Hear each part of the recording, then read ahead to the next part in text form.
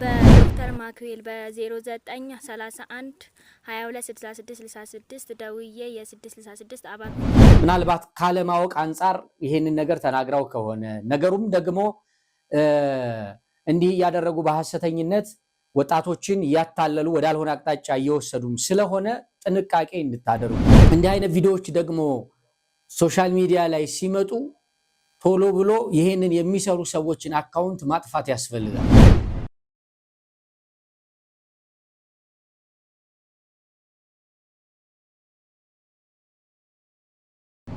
እኔ አካውንቱ ይሄን ያህል ፎሎወር ራሱ እንዴት እስካሁን እንደደረሰ ይሄ ሁሉ ሰው ተቀምጠን እስካሁን እዚህ እንደደረሰ ራሱ እኔ በጣም ገርሞኛልና ይሄንን ቪዲዮ በመመልከታችን በራሱ ለፈጣሪያችን ያለንን እምነትና ፍራቻ እንዲቀንስ ያደርጋል። ይሄን እየተላመድነው በመጣን ቁጥር ሁሉ ጊዜ ያያየነው እንደ ኖርማል ነው ይሆን ያለውና እንደ ቀልድ ምናምን የምታዩትም ሰዎች አላችሁ። ይሄ በጣም ትክክል ነው።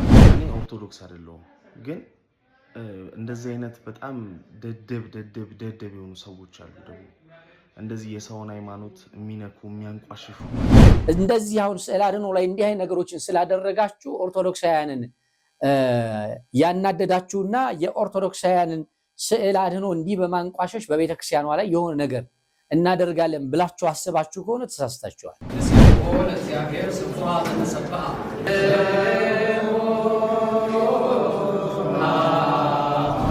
የሆነ ቦታ ላይ ዲኮር ሰርተው ልደት እንደሚያከብር ህፃን ፊኛ አስቀምጠው ምን ያደረጉ ነው? ወረብ እየወረቡ ነው ማለት ነው። ስፍራ መልቀቅ ለምን አስፈልገ? አስተምሮን መቀየር ለምን አስፈልገ? ወደ ምንፍቅና መግባት ለምን አስፈልገ?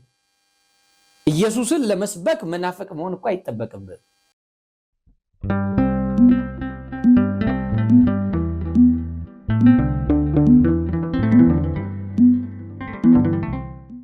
ጤና ይስጥልኝ። በመላው ዓለም የምትገኙ ኢትዮጵያውያንና ኤርትራውያን እንደምን አላችሁ? በእያላችሁበት የእግዚአብሔር ጸጋና ሰላም ይብዛላችሁ። እንደምን አላችሁ? እኔ በጣም ደህና ነኝ። እንኳን ለጌታችን ለመድኃኒታችን ለኢየሱስ ክርስቶስ ጾመ ኢየሱስ ሁለተኛ ሳምንት አደረሳችሁ አደረሰን። ይሄ ሳምንት እንግዲህ በቤተክርስቲያናችን ቅዱስ ያሬድ እንደሰየመው ቅድስት በማለት ይታወቃል። በዚህ ዕለት በዚህ ሰዓት ደግሞ ያገናኘን አምላካችን ስሙ የተመሰገነ ይሁን። ጾም እንዴት ነው እናንተ ጋር? ዛሬ ደግሞ ለየት ያሉ ቪዲዮዎችን እንደተለመደው ወደ እናንተ ይዤ መጥቻለሁ። ስለነዚህ ቪዲዮዎች የተወሰኑ ሐሳቦችን እናወራለን፣ ቆይታ እናደርጋለን ማለት ነው በእነዚህ ቪዲዮዎች ዙሪያ። እናንተ ደግሞ ለዚህ ሚዲያ አዲስ የሆናችሁ ሰዎች ሰብስክራይብ እና ሼር በማድረግ ለብዙዎች አድርሱ። እንግዲህ በኢትዮጵያ በአገራችን በሶሻል ሚዲያ ላይ በጣም የተለያዩ ነገሮችን እያየን ነው። በጣም የሚያሳዝኑ ነገሮችን እየተመለከትን ነው። ከዛም ባሻገር እንደምታውቁት ሶሻል ሚዲያ ለተጠቀመበት በጣም የሚጠቅም አስተማሪ ነገሮችን የተለያዩ የቤተክርስቲያንን መንፈሳዊ አገልግሎቶችን ተደራሽ ለማድረግ በጣም መልካም ነው። ከዚህ ጋር ደግሞ ተያይዞ ሳይድ ኢፌክቱ ደግሞ በጣም ላይንም ለጆሮም የሚከብዱ ነገሮችን እንመለከታለን። መጽሐፍ ቅዱስ ሲናገር ከምትሰሙትና ከምታዩት ነገር ተጠበቁ ተጠንቀቁ ይላልና ምናልባት ይሄንን የምታዩ ሰዎች ይሄንንም ደግሞ የምትሰሙ ሰዎች ይሄንን አይታችሁ በሃይማኖታችሁ ብዥታ እንዳይፈጠር አንዳንድ የዚህ የጨለማው ገዢ ተከታዮች የጨለማውን ገዢ ሐሳብ የሚያስፈጽሙ በጣም ብዙ ሰዎች አሉ እና እነዚህ ሰዎች በዚህ ምድር ላይ እንደምታውቁት ተልኳቸው ምን እንደሆነ ታውቃላችሁ። የዳቢሎስን ሐሳብ ነው የሚያስፈጽሙትና እንግዲህ ለመንፈሳዊ ልጆቻችን ደግሞ አጽንኦት ሰጥተው ሃይማኖታቸው እንዲጠብቁ በእምነታቸው ጠንካራ እንዲሆኑ ቤተክርስቲያን ትፈልጋለችና እነዚህን ቪዲዮዎች ተመልክተን የራሳችንን ሐሳብ ወደ እናንተ ለማድረስ ነው ይዘን የመጣ ነው። እንግዲህ ከኔ ጋር ለተወሰኑ ደቂቃዎች እንቆያለን። ወደ ቪዲዮዎቹ ወስዳችኋለሁ። ካሁን በፊት ከማቀርባቸው ቪዲዮዎች ለየት ይላሉ እና ለምን እነዚህን ማቅረብ አስፈለገ ከተባለ ይሄንን የሚመለከቱ የዋሃን ሚስኪን ክርስቲያኖች ስላሉ እነሱን ለማንቃትና ሐሳባቸው እንዳይወሰድ ከቤተ ክርስቲያን አይናቸውን እንዳይነቅሉ በተወሰነ መልኩ ግንዛቤ ለመፍጠር ነው። ቀጥታ ወደ ቪዲዮዎቹ ወስዳችኋለሁ። አድምጡት፣ ይሄን ቪዲዮ አድምጠው ይሄንን ሰላም እንዴት ናችሁ? በዶክተር ማክዌል በ0931 226666 ደውዬ የ666 አባል ሆኛለሁ። በዚሁም በትክክለኛው በ0931 226666 በመደወል አባል ይሁኑ። እኔ 620 ሺህ ብር ገብቶልኛል። እሺ እንግዲህ እንደሰማችኋት ነው። ልጅቷን በጣም ሕፃን ናት፣ በጣም ገና ልጅ ናት። እንግዲህ ትውልድ እንዲህ ነው እየተበከለ ያለው። ወጣት እንደዚህ ባለ ሁኔታ አይምሮው እየላሸቀ የጨለማውን ገዢ ሐሳብ እየሰማ ምን እያደረገ ነው? ከሃይማኖት ይወጣል፣ ከሰውነት ይወጣል። እንዲህ አይነት የረከሰ ማንነት ሩቅ የምናየው አሁን አጠገባችን እግራችን ስር ደርሶ ልጆቻችን እንዲህ ባለ መልኩ ምን እያሉ ነው? ለዚህ ለሐሰተኛው ለዳቢሎስ አናውስ እያደረጉ ነው። ስለዚህ ወዴት እየሄድን ነው? ምን እያደረግን ነው? እቺ ልጅ ስትመለከቷት እንግዲህ ገና ልጅ ናት። በጣም ብዙ ነገር መማር ብዙ መስራት የምትችል ልጅ ናት።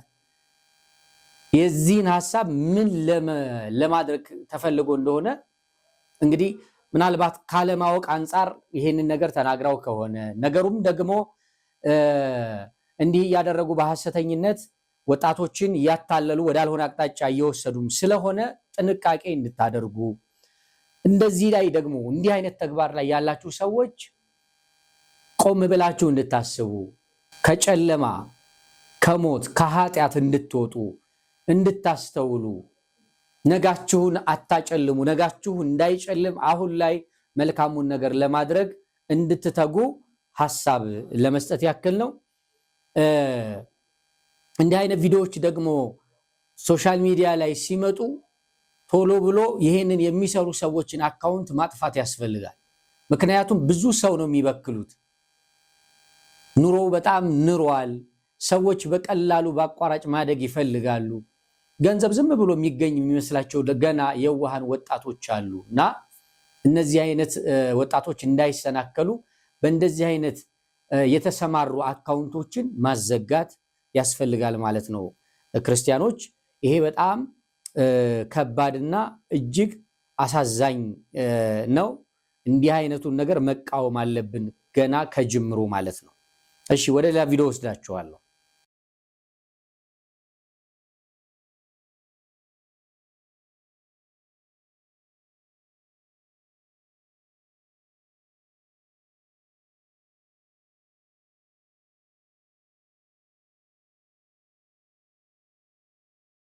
በመጀመሪያ ይህን ቪዲዮ ለሁሉም ጓደኞቻችሁ ሼር ልታደርጉት ፈልጋለሁ። ይሄንን እዚህ የተመለከትናቸው ቪዲዮዎች እኔ አካውንቱ ይሄን ያህል ፎሎወር ራሱ እንዴት እስካሁን እንደደረሰ ይሄ ሁሉ ሰው ተቀምጠን እስካሁን እዚህ እንደደረሰ ራሱ እኔ በጣም ገርሞኛልና ይሄንን ቪዲዮ በመመልከታችን በራሱ ለፈጣሪያችን ያለንን እምነትና ፍራቻ እንዲቀንስ ያደርገዋል። ይሄን እየተላመድነው በመጣን ቁጥር ሁልጊዜ እያየነው እንደ ኖርማል ነው እየሆነ ያለውና እንደ ቀልድ ምናምን የምታዩትም ሰዎች አላችሁ። ይሄ በጣም ትክክል አይደለምና ለፈጣሪያችን ያለንን ፍራቻ እኛ ሳናውቀው ይቀንሰዋል። እነዚህ ቪዲዮዎች የሌላ እምነት ተከታዮች የሚሆኑ ሰዎችን አይቻለሁ ኮሜንት ላይ የደሰቱበት ነገር የለምና የሌላ እምነት ተከታይ ምን ይደግፋል ብዬ አላስብም። በጣም የሚያናድድ ነገር ነው እና ይሄን እንደ ቀልድ የምትወስዱትም ሰዎች ረፉ። ይሄንን ነገር የምትሰሩም ሼር የምታደርጉም ሰዎች ላይክ የምታደርጉም ሰዎች አቁሙ። በቃ እንደዚህ አይነት ነገር ጥሩ አይደለም። እኔ ኦርቶዶክስ አይደለሁም፣ ግን እንደዚህ አይነት በጣም ደደብ የሆኑ ሰዎች አሉ ደግሞ እንደዚህ የሰውን ሃይማኖት የሚነኩ የሚያንቋሽሹ ማለት ነው። ስለዚህ ይሄ ኦርቶዶክስ ስለሆነን ሙስሊም ስለሆነን ኦር ጴንጤ ስለሆነን አይደለም፣ ግን ነገ በየሁሉም ሰው ሃይማኖት እንደዚህ ነው ሙድ የሚይዙት። ስለዚህ እንደዚህ አይነት አካውንቶችን ሪፖርት አድርጉ። እንደዚህ አይነት ስራ ደግሞ የምትሰሩ ሰዎች እግዚአብሔር ይላችሁ። እኔ ምንም ማለት አልፈልግም። እሺ ይህንን ቪዲዮ በሶሻል ሚዲያ ላይ እንግዲህ ሰሞኑን በስዕል አድህኖቶች ላይ ደግሞ ተነስተዋል እንደዚህ አይነት ቅንብሮች ማለት ነው። ስዕል አድህኖች ላይ የኢትዮጵያ ኦርቶዶክስ ተዋሕዶ ቤተክርስቲያን የምትጠቀምባቸውን የስዕል አድህኖ ምስል የሚመስሉ ስዕሎች ላይ እንዲህ አይነት ድራማ እንዲህ አይነት አግባብ የሌለው በጣም አጸያፊና አስነዋሪ ነገሮች እየተደረጉና እየተንሸራሸሩ እያየን ነው። ይህንን ነገር እንደ ሐሳብ ይህን የምታደርጉ ሰዎች ምንም በእኛ በኢትዮጵያ ኦርቶዶክስ ተዋሕዶ ቤተክርስቲያን ላይ ምንም የምታመጡት ነገር የለም። የመጀመሪያው ስም ለማጠልሸት ወይም ለማንቋሸሽ ለማንጓጠጥ ፈልጋችሁ ከሆነ በፍጹም ይሄ እኛ መንፈሳዊውን ዓለም ነው ምናምነው። ይሄ ምድር እዚህ ያለው የሚጠፋ ነገር አያችሁ በሚታየው አይደለም እኛ ታምነን ተደግፈን ያለን በቤተ ክርስቲያን ምስል ወይም ደግሞ ስዕል አድህኖች አገልግሎታቸው ምንድነው የሚለውን በደንብ ቤተ ክርስቲያኗ የስዕል አድህኖ ራሱን የቻለ ትምህርት አላት። ያ ትምህርት ምንድነው? ስዕል አድህኖው እኛ አምላካችን ነው ቅዱሳን እንዲህ ናቸው የሚል ሳይሆን የቅዱሳንን ምስል ስንስል ወይም ደግሞ በመጽሐፍ ቅዱስ ላይ ያለ ሐሳቦችን በስዕል ስናስቀምጥ ላስተምህሮት ነው ላገልግሎት ነው አያችሁ ላገልግሎት እንጂ በሚታየው ነገር አይደለም እኛ ምናምን። ነገር ግን ብዙ ነገር በአንድ ነገር ላይ ወይም ከብዙ ጽሑፍ አንድ ስዕል እንደሚሉት አባቶች ያንን በጽሑፍ የምናውቀውን በምስል አስቀምጠን ምን እናደርጋለን? እናስተምርበታለን ለትምህርት ማለት ነው እንጂ እንደዚህ አሁን ስዕል አድኖ ላይ እንዲህ አይነት ነገሮችን ስላደረጋችሁ ኦርቶዶክሳውያንን ያናደዳችሁና የኦርቶዶክሳውያንን ስዕል አድኖ እንዲህ በማንቋሸሽ በቤተክርስቲያኗ ላይ የሆነ ነገር እናደርጋለን ብላችሁ አስባችሁ ከሆነ ተሳስታችኋል። ፈጽሞ ይሄ እናንተን ነው የሚጎዳው እና የቤተክርስቲያን ልጆችን ለማስቆጣት የቤተክርስቲያን ልጆችን ወደ ሌላ ነገር ለማስገባት የቤተክርስቲያን ልጆች ይሄንን አይተው ተነሳስተው የስድብ ቃል ካንደበታቸው እንዲወጣ መገፋፋት ይሄ ነውር ነው እና ከእንዲህ አይነት ነገር ታቀቡ። ይሄ አይጠቅማችሁም። ሰው መልካም ነገሮችን በመስራት ብዙ ነገር ማትረፍ ይቻላል።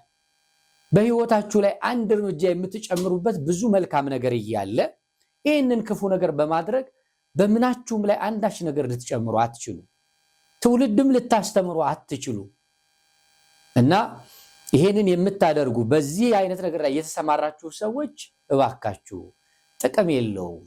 ይሄ ቢታወቅ እንኳን የሚያገዳድል ነው። ኦርቶዶክሳውያን ክርስቲያኖች እናንተን ይሄንን በአካል ቢያዩዋችሁና ቢያገኟችሁ ወደ ሌላ ነገር ወደ ሰይጣን ተግባራዊ ወደሚያደርግበት ነገር የሚያስገባ ነውና በወንድማማቾች መካከል ደግሞ አመፅን ጸብን የሚዘራ እርሱ ወዮለት ነው የሚለው መጽሐፍ። አያችሁ ይሄ አመፀኝነት ስለሆነ ማለት ነው። አመፀኝነት የስጋ ውጤቶችን የሚዘራ ወይም የስጋ ፍሬዎችን የሚዘራ ማንነት ያላችሁ ሰዎች ናችሁ በዚህ ላይ የተሰማራችሁት። እንዲህ አይነት ነገር ባታደርጉ በጣም ይመረጣል። እንደዚህ አይነት አካውንቶችም ቅድም እንደተናገርኩት የኢትዮጵያ ኦርቶዶክስ ተዋሕዶ ቤተክርስቲያን ልጆች ተባብሮ ማጥፋት ያስፈልጋል። እነዚህ ኔጌቲቭ ነገሮች ከተቻለ በህግ የሚጠየቁበትን ነገር ምን ማድረግ መፍጠር። ምክንያቱም ሰው ለክፉ ነገር ከተባበረ ለበጎ ነገር እንዴት ለምን ተባብረን አንሰራም? እንዲህ አይነት ነገሮችን ከሚዲያ ማጥፋት እኮ እንችላለን። ምን በማድረግ ተባብሮ በመስራት እና ከእንዲህ አይነት ድርጊታችሁ እንድትታቀቡ መልእክታችን ነው። ክርስቲያኖች ደግሞ እንዲህ አይነት ክፋት የሚያደርጉ ሰዎችን ተባብረን ከሚዲያ ላይ ማጥፋት ይቻላል፣ ግን አንድ ሆኖ መስራት ስለሚፈልግ ነው እና እሺ ወደ ሌላ ሐሳብ ደግሞ እንገባለን።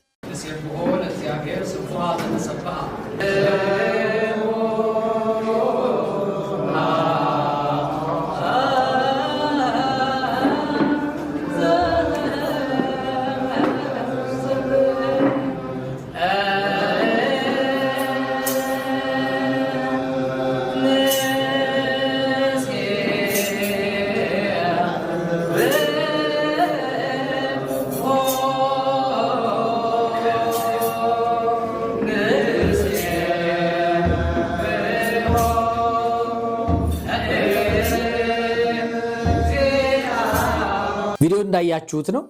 ምናልባት ሶሻል ሚዲያ ላይ በጣም በሰፊው ስለሚንቀሳቀስ ታዩታላችሁ። እኔ አጠር ባለ መልኩ ላሳያችሁ ብዬ ነው እና እነዚህ እንግዲህ ከቤተ ክርስቲያን የወጡ ተሐድሶአውያን ናቸው። አሁን የቤተ ክርስቲያኗን ጽናጽሏን፣ ከበሮዋን፣ ካባዋን፣ የአባቶቻችንን አለባሳት እንዲሁም መቆሚያውን ሁሉ ይዘዋል እና የሆነ ቦታ ላይ ዲኮር ሰርተው ልደት እንደሚያከብር ሕፃን ፊኛ አስቀምጠው ምን ያደረጉ ነው? ወረብ እየወረቡ ነው ማለት እያዜሙ ነው። እንደዚህ አይነት ምንደኝነት ነው። አሁን ምንደኝነት ሌላውን ናፋቂ እውነት ለመናገር ህሊናቸው የማይፈቅደውን ነገር ነው እነዚህ ሰዎች የሚያደርጉት። ሰላምም የላቸውም። ለምን መሰላችሁ ሰላም የሌላቸው? አንደኛ በቤተ ክርስቲያን ውስጥ ሲያድጉ ሲኖሩ ይህን ትምህርት ሲማሩ በዚህ ትምህርት ውስጥ ብዙ ነገሮችን አሳልፈዋል። እርግጥ ነው ይህን ትምህርት ለመማር ዋጋ ያስከፍላል። ክርስቲያኖች አሁን እዚህ ዋጋም የከፈሉ አሉ። ግን ክርስትና ማለት እስከ መጨረሻው ድረስ ዋጋ መክፈልና እስከ መጨረሻው መጽናት ነው። እነዚህ ከክርስትናው ትራክ የወጡ ናቸው። አያችሁ? ለምን ወጡ ስትሉ ለራሳቸው ፍቃድ ተላልፈው የተሰጡ ማለት። መጽሐፍ ሲናገር ምን ይላል መሰላችሁ? ሐዋርያው ቅዱስ ጳውሎስ እግዚአብሔርን እንደ እግዚአብሔርነቱ ስላላከበሩት ለማይረባ አእምሮ አሳልፎ ሰጣቸው ይላል። ሰው ለገዛ አእምሮ ተላልፎ ከተሰጠ እንደዚህ ነው የሚሆነው። በህይወት መኖር አይችልም። መዝሙረኛው ዳዊት ሲዘምር ሲጸልይ ምን ይላል መሰላችሁ? ለራሴ አሳልፈህ አትስጠኝ ይላል። አያችሁ? ሰው ለራሱ ተላልፎ ከተሰጠ ምናምንቴ ነው የሚሆነው። መጽሐፍ ቅዱስ ላይ ስለ ኤሊ ልጆች መጽሐፍ ሲናገር ኤሊ ካህን ነው፣ በመቅደሱ ነው የሚኖረው። የኤሊ ልጆች ደግሞ በመቅደሱ አባታቸውን እያዩ በመቅደሱ ነው ያደጉት። ያ የተቀደሰ ስፍራ፣ ያ የእግዚአብሔር መቅደስ መንፈሳዊ ክንውን የሚደረግበት ላይ የማይገባ የሥጋ ፍቃድን አደረጉ የኤሊ ልጆች በመቅደሱ። አያችሁ? እነዚህ የኤሊ ልጆች በመቅደሱ ርኩሰትን ስላደረጉ እግዚአብሔር ናቃቸው። የካህን ልጆች ናቸው እኮ። እግዚአብሔር ናቃቸው፣ በእግዚአብሔር ዘንድ የተናቁ ሆኑ። እንደውም መጽሐፍ ምን ይናገራል? የኤሊ ልጆች ምኖች ነበሩ ይላል፣ ምናምንቴዎች ነበሩ ይላል። እግዚአብሔር አይናቃችሁ ወንድሞች፣ እግዚአብሔር አይናቃችሁ ወገኖች። እግዚአብሔር ከናቀ፣ እግዚአብሔር ከተወ በቃ ማንም አያስታውሳችሁ። እንደ ምናምንቴ ነው የምትቆጠሩት። አያችሁ? እነዚህ ወንድሞች በክብር በቤተ ክርስቲያን አድርገው ቤተ ክርስቲያን የእውቀት አይኖቻቸውን እንዲከፍቱ አድርጋቸው፣ በእውቀት አሳድጋቸው። በእውቀት ብቻ አይደለም አክብራቸው፣ አክሊል አድርጋላቸው፣ ካባ ደርባላቸው። አሁን ከቤተ ክርስቲያኗ ወጥተው የቤተ ክርስቲያኗ ውጋቱ ነው እንዲህ ባለ ሁኔታ ይታያሉ። ምእመናንንም የቤተ ክርስቲያኗን ገጸ ባህሪ የሆነውን ወይም ደግሞ መገለጫ የሆነውን የአባቶችን ልብሰ ተክህኖ የቤተ ክርስቲያኗን ነዋይ ቅድሳት በማስመሰል አድርገው አሁን ምእመናንን ያሰናክላሉ። ይህ መሰናክልነት ነው። መጽሐፍ ሲናገር ምን ይላል? ስለሚያሰናክሉ ሰዎች፣ ታናሹን ስለሚንቁ ሰዎች፣ ስለነዚህ ወንድምህን ከምታሰናክል የድንጋይ ወፍጮ ተሸክመ ወደ ጥልቁ ብትወርድ ይሻልሃል ይላል። የነዚህ ሰዎች ዕጣ ፈንታ ይሄ ነው። መፍረድ አይደለም። በነገራችን ላይ መጽሐፍ እውነት ነው፣ እግዚአብሔር እውነት ነው የሚናገረው። እውነቱን እውነት ሐሰቱን ሐሰት በሉ ነው የሚለው። እንዲህ ባለ መልኩ በምንፍቅና የሚኖሩ ሰዎች ወንድም እህትን የሚያሰናክሉ፣ እውነት ለመናገር እኮ እውነት የሆነ ትምህርት ካላቸው ጥሩ፣ በቤተ ክርስቲያን ውስጥ ያለው ነገር ይሄ ብለው ችግር ካለ ስፍራ መልቀቅ ለምን አስፈልገ? አስተምሮን መቀየር ለምን አስፈልገ? ወደ ምንፍቅና መግባት ለምን አስፈልገ? ኢየሱስን ለመስበክ መናፈቅ መሆን እኮ አይጠበቅብን። እና አሁን እንዲህ ባለ መልኩ እንዳያችሁት በሚያሳዝን ሁኔታ በክብር አድገው በቤተ ክርስቲያን አንደኛ ቁጭት አለባቸው። አያችሁ? እነሱ ችግራቸው ከግለሰብ ጋር ነው። ከሃይማኖት ትምህርት ጋር ቢሆን ኖሮ የሃይማኖት ትምህርት ሙግት ይኖራቸው ነበር። ሊቃውንቱ ጋር ቁጭ ብለው መደራደር መነጋገር ይችሉ ነበር። ችግራቸው በአስተዳደር ላይ በሚፈጠረው ችግር አያችሁ፣ በደሞዝ በግል ጉዳይ እንጂ ሃይማኖታዊ ትምህርት ላይ አንድ ጊዜ ለቅዱሳን በተሰጠች ሃይማኖት ወይም በቤተ ክርስቲያን በዶግማ በቀኑና በትውፊት ጉዳይ ላይ ባለው ትምህርት እነዚህ ሰዎች የሚሞግት ማንነት የላቸው።